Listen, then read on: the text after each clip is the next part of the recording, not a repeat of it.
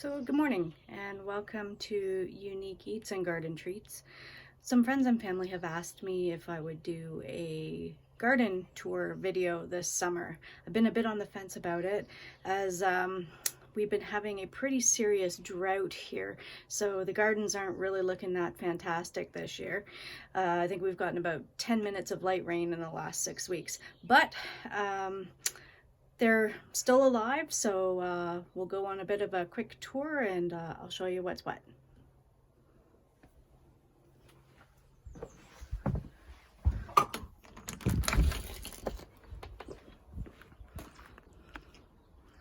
So outside of the front of the greenhouse here, we have several gardens. This first garden was in a high tunnel, had to uncover it. This is the pepper grow house, and we had a pretty serious aphid and slug infestation in here this year. Amazing with the drought, we got every single type of bad bug you could think of this year on the property, so it's been an ongoing battle the whole time to take care of all of the pests. This garden over here is a series of raised gardens and in the ground gardens, and I have a variety of different pepper plants and melons growing up against the side of the greenhouse. There's some icama in here, which is not native to this area, so we'll see how it does. Some sweet potatoes. The strawberry patch that's along the bottom here suffered from a pretty serious blight this year, and a lot of it died off, unfortunately. So I've been treating that, and hopefully next year it'll all come back again. As we come over here, we end up in the squash garden, series of summer squashes, crookneck, panache, sunburst, not your regular types of zucchini. I like to grow food that is a little bit unusual, and when things start to come to harvest, I'll do another video and show you some of the fruits that come off some of these plants.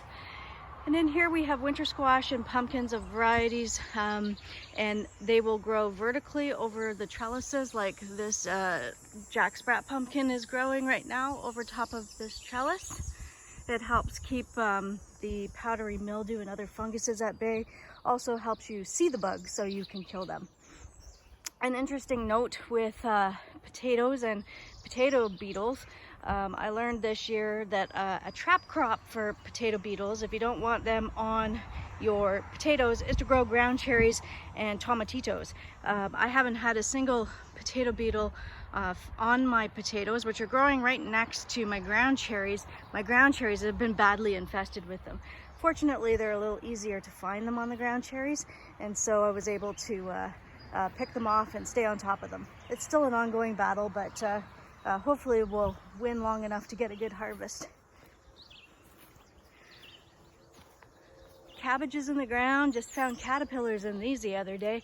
I was wondering when they were going to show up to the party. Garlic is getting close to being ready for harvest. And here's the potatoes I was talking about. They're all growing in grow bags. Not a single potato bug on them, but the ground cherries again have them all. This cut flower garden is not looking very spectacular this year due to the drought, but in the spring I have spring bulbs in here as well, and if I want to cut some flowers and bring them into the house, this is the garden that I use to do that, and it's on the south side of my greenhouse. Continuing down this area of the garden is another berry patch, mostly blueberries, but there is also some hascap berries and some currants, and I put in a new row of strawberries, or actually 6 new rows of strawberries this year, and hopefully these guys take off a little better than the strawberries on the other side. I'm coming back down to the bottom of this garden. We have some sea buckthorn berries, currants. There's the hascap berries, they're still pretty young. And an asparagus patch down here. This is only in the second year, so again, I didn't harvest anything from this year. In here, I just put a temporary garden in of things. There'll be more asparagus that gets planted in this middle row next year. Perennial garden over here has got a lot of empty spots this year. I did lose some plants due to the drought, but also the plants are just not as big as they normally are. It is a nice garden though, and I'm aiming to not have to put any annuals in here at all, just perennials. Well, we've got some bees in the bird bath. I call them the bee baths because the birds don't seem to use them too much, but the bees certainly do. Here is another perennial garden that I put in a couple of years ago, and I also throw zinnias and a few other annuals in here just to fill it out and give it some color.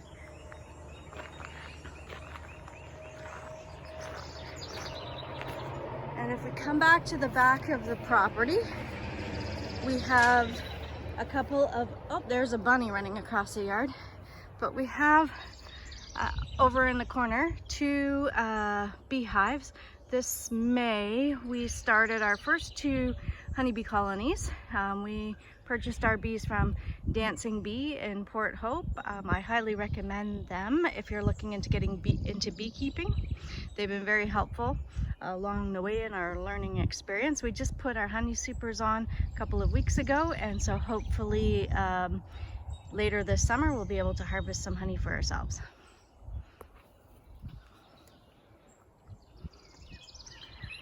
So I'll just pan around and show you the perennial gardens on the side.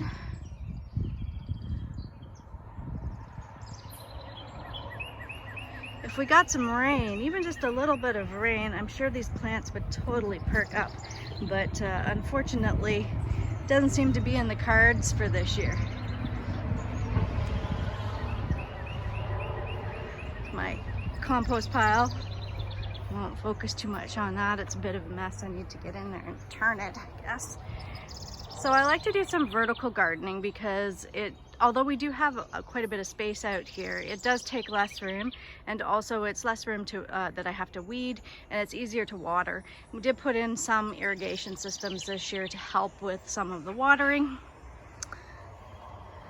So this is an overflow vegetable garden, and here I've got peas and onions and beans and cucumbers, and there's some beets down in the corner.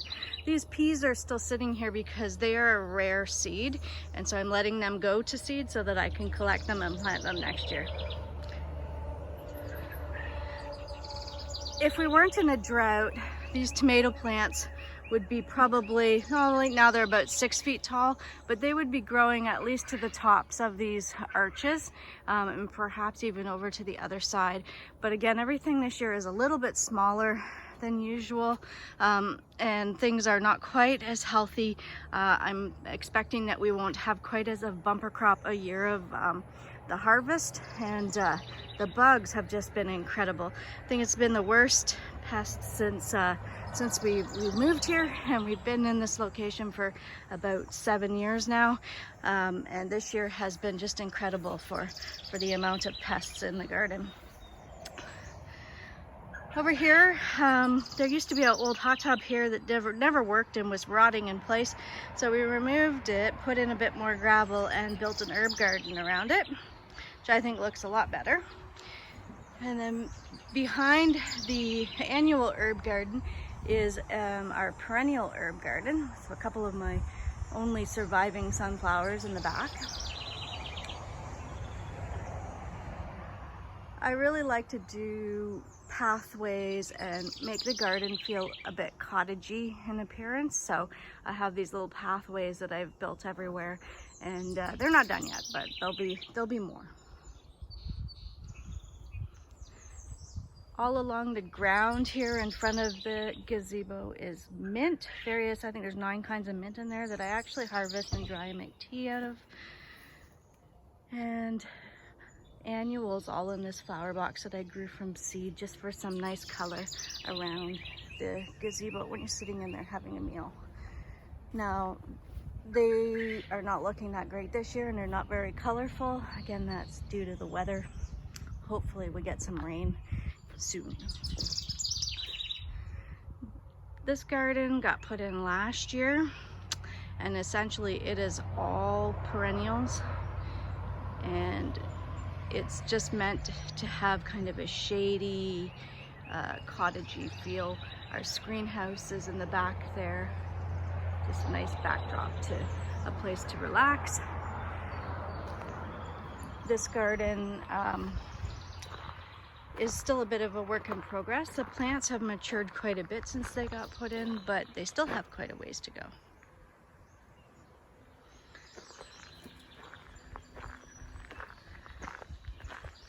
And we'll come around and give you another view of the front of this garden.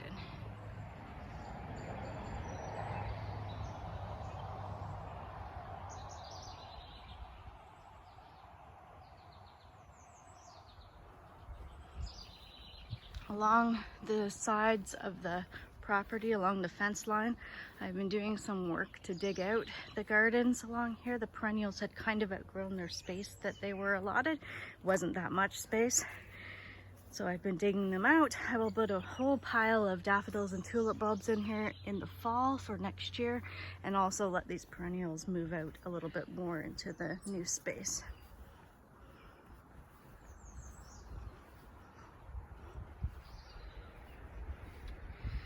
And they continue down along this side of the property as well. We're in the orchard area of the property. We have about 24 fruit trees, apples, plums, pears, and cherries. It's not a bumper crop year. It was a bumper crop year last year for fruit. This year we aren't going to have very many at all. The fruit that is doing very well this year are the raspberries. And along here I have about 75 feet of a mixture of wild black raspberries and some commercial red raspberries. And along the back of the property there are some Ann raspberries, which are peach raspberries. They're still very young plants and aren't producing a whole lot, but I can't wait until they do because they are my favorite. They're the best raspberries I've ever had. And then along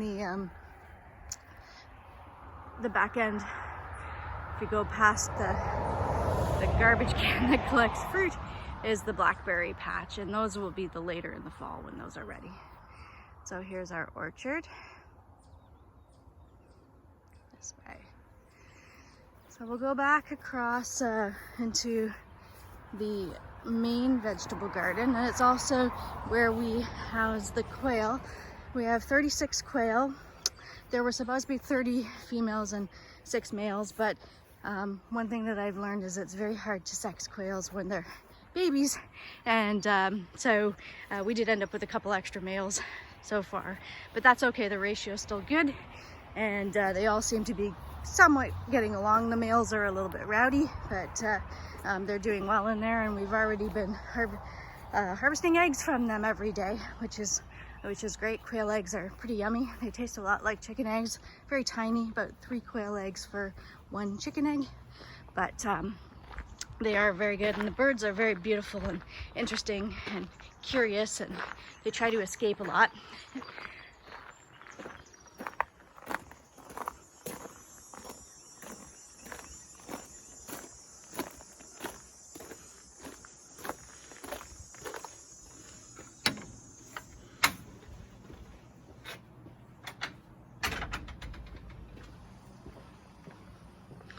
So this is the main vegetable garden. Main vegetable garden because it was the first one that I put in when we first moved here. And it houses a lot of things that my dog Louie likes to eat, like cucumbers and carrots. And so it keeps it safe from him. And there's also tomatoes in here and beans. So along the center are all the carrots. And then down towards the end, there's parsnips and parsley root. We've got purple tomatitos here. Again, making use of the fences and the trellises so that we can make better use of space and grow things up instead of just along the ground.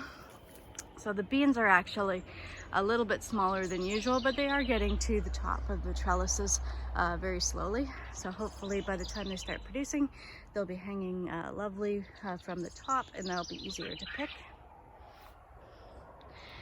I've also had cucumber beetles and squash bugs this year. I think pretty much you name it when it comes to the bad bugs, we've had it here, which is a bit unusual. So it's been quite a bit of work just managing the bugs. Oh, and you can hear the roosters crowing in here. So this is what I like to refer to as castle boog. When the quail arrived, I just started calling them hey little boogs, and that kind of stuck. So their house has become called castle boog. You don't need to keep quail in an enclosure like this, but I like to give them lots of room so that they are happy and healthy, and they aren't getting in each other's faces, which is always good. And they have dust baths, which are 3 sandboxes. They do have a coop that they can go into to hide, some kale plants to eat, which they love. And again, like, it's hard to tell that there's 36 of them in here because they have lots of room. This enclosure is about 10 by 10.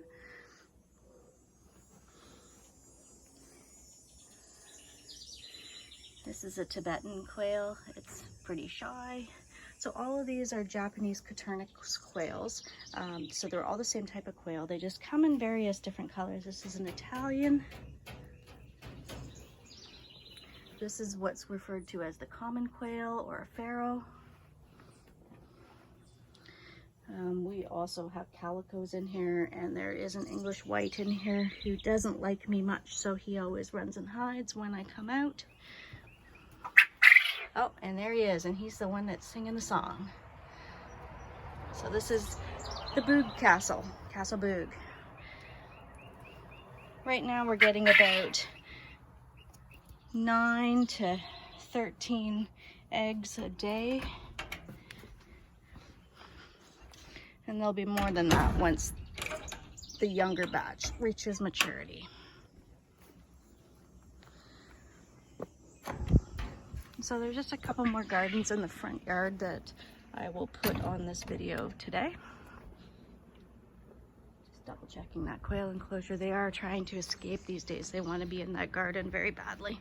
Just need to let them grow a little bit more so that they can't get through the fence.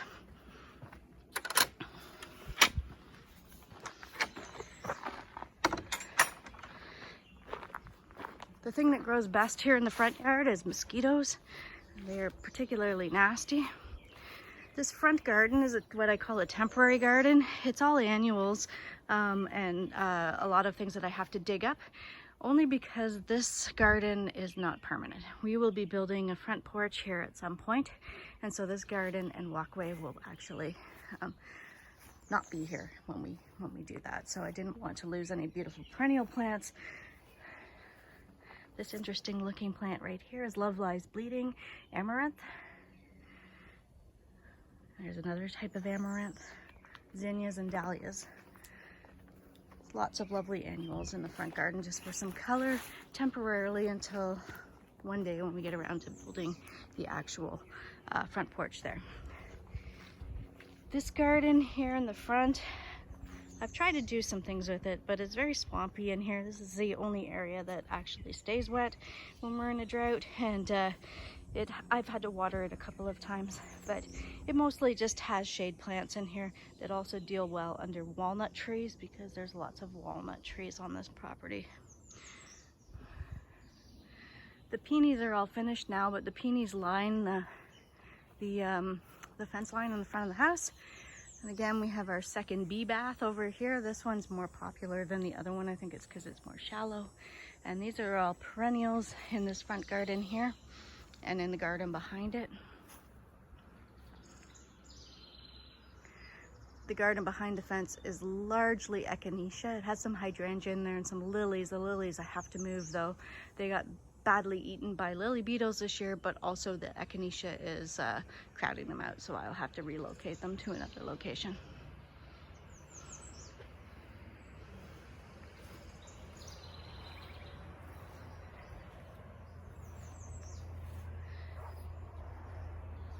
And so that's basically it in a nutshell. Very quick tour of what the gardens look like in mid-July in Zone 5B, Ontario, during a major drought. Just hoping to get through the rest of the summer and get a good harvest and enjoy the outside and fight off those darn bugs. And I'll do another video shortly to show you what things look like when the fruits are starting to come to harvest.